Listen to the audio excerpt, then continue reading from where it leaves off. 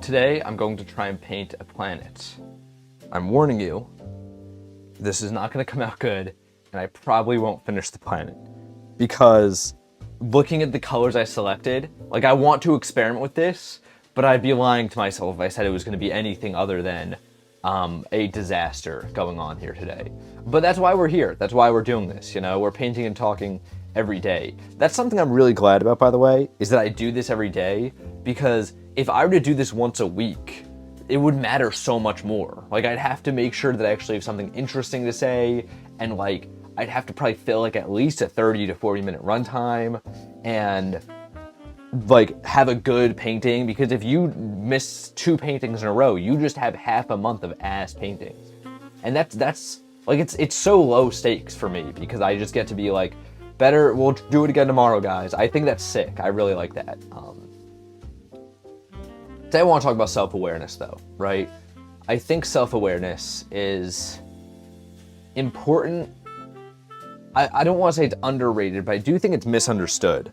One of my friends was talking to me about, they watched some of the paint talks, and they were talking to me about, like, if you're so self-aware about the paintings, like, why don't you do better? Like, why don't you make the painting better?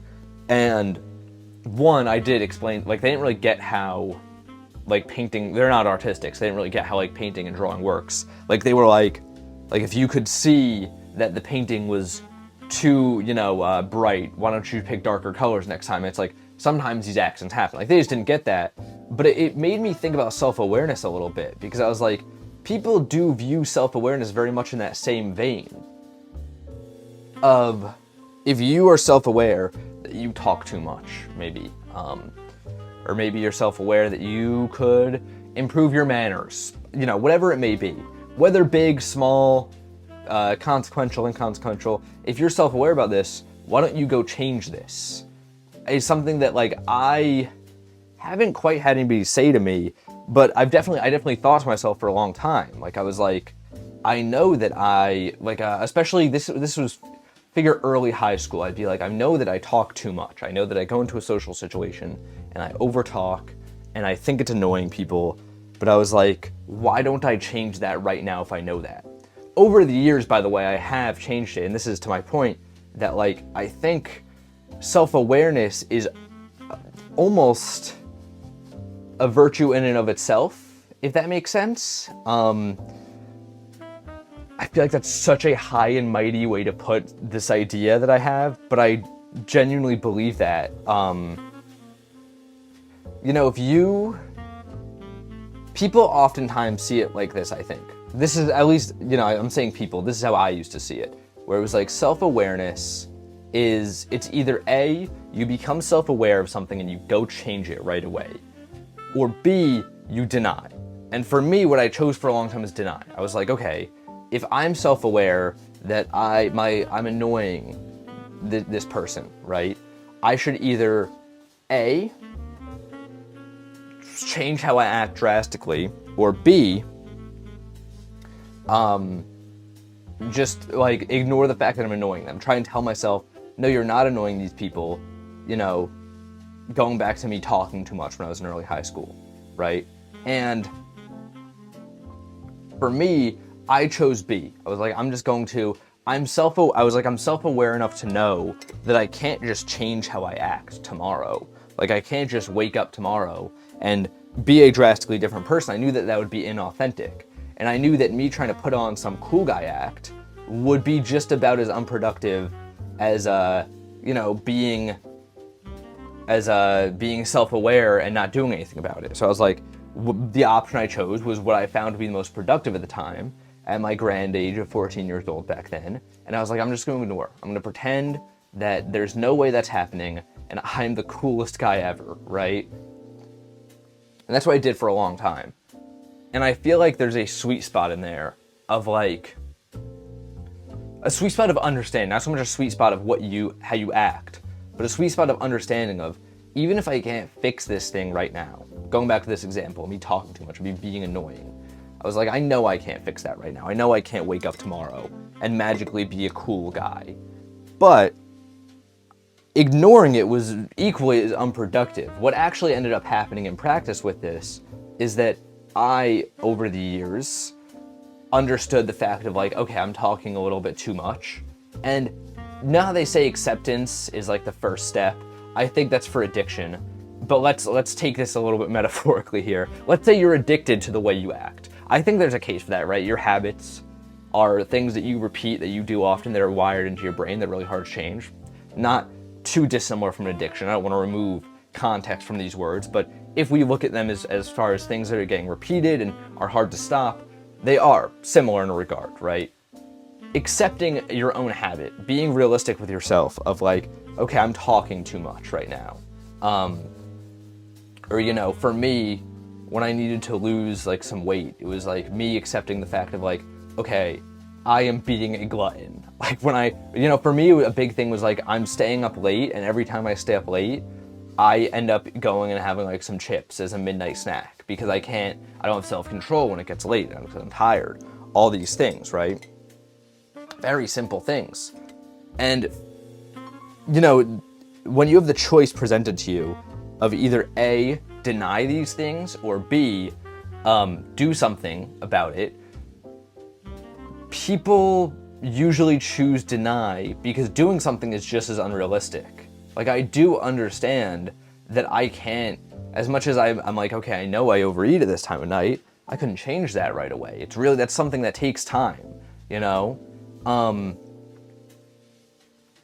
However, the lesson that I learned, the big thing here is just acceptance is the first step, because I think, I'm not a psychologist, so I don't know how this works, but if I were to just guess, based on like somebody who's gone through this with my own habits, with my own actions, this is what I think happened, right? It started with me going, okay, I do that. I do this thing.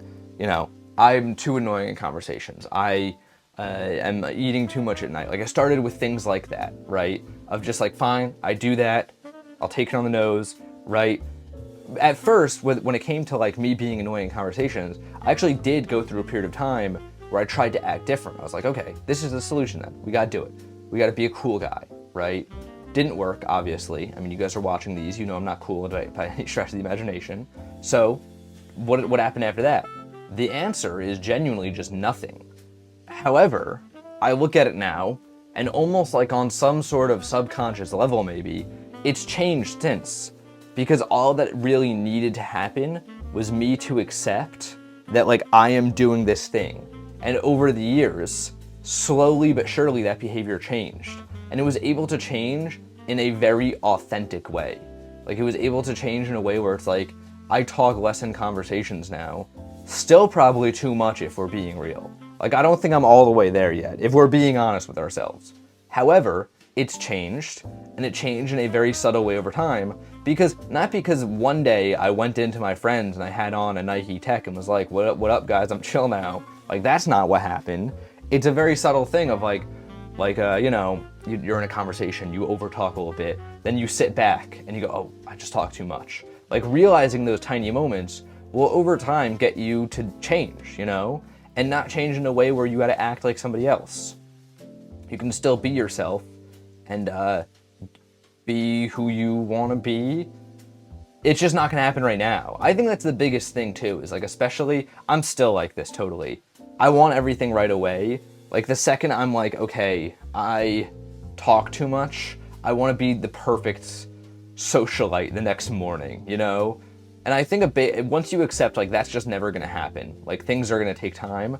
You really can open yourself up to so much more change than you ever thought you were capable of when you allow it to happen the right way, you know? The biggest, I mean, maybe some people would also be like, no, you should just, you know, it's better to be inauthentic than annoying. That's a take. I don't think it's necessarily wrong. I just take my authenticity more seriously than anything. Like, I think I'd rather be annoying and myself than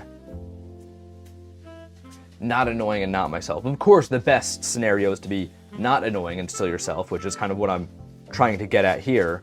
But, you know, it's tough to find balance in these things often. I'm gonna try a new technique, right? Conversation's over, guys. We're trying a technique. I need a palette knife for this, okay. So, I want to do stars around this planet. I actually think it looks okay.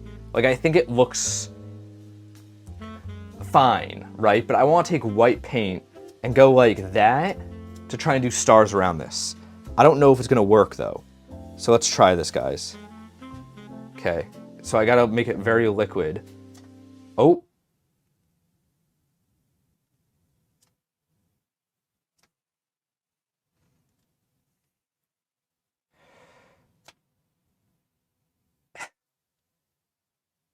And it worked like a charm. So that was...